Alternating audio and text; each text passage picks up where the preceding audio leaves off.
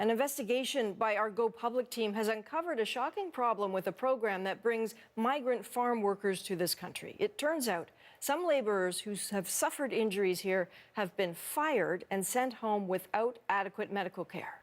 The revelation comes after a Winnipeg woman came to us with the story of what happened to her cousin before he died. Rosa Marcatelli has the details.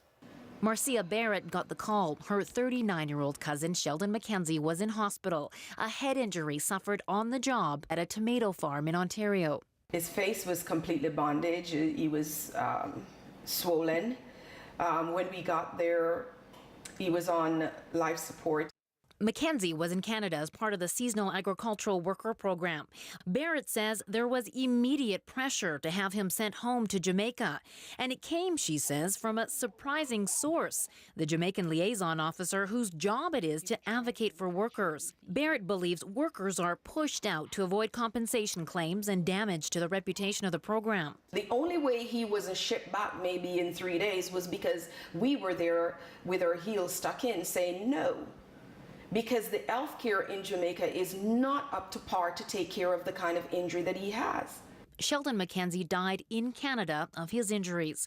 The organization in charge of Jamaican Liaison says it's unaware of its officers putting that kind of pressure on injured workers or their families. To be blunt, I consider this an apartheid system. Chris Ramserup is a labor rights advocate. A recent study found over a 10-year period, almost 800 injured temporary foreign workers left the country without proper medical treatment. That was just in Ontario.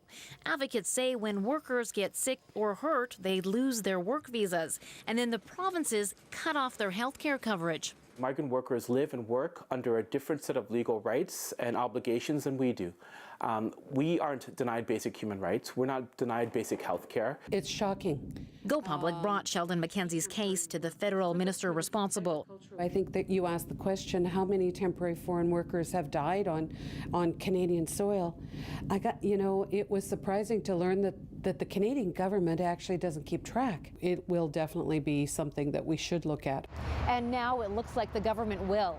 A review of the entire temporary foreign worker program starts today. Minister Mahaichuk says given Go Public's findings, the seasonal agricultural worker program will be part of that review. Recommendations are expected in June. Rosa Marcatelli, CBC News, Calgary.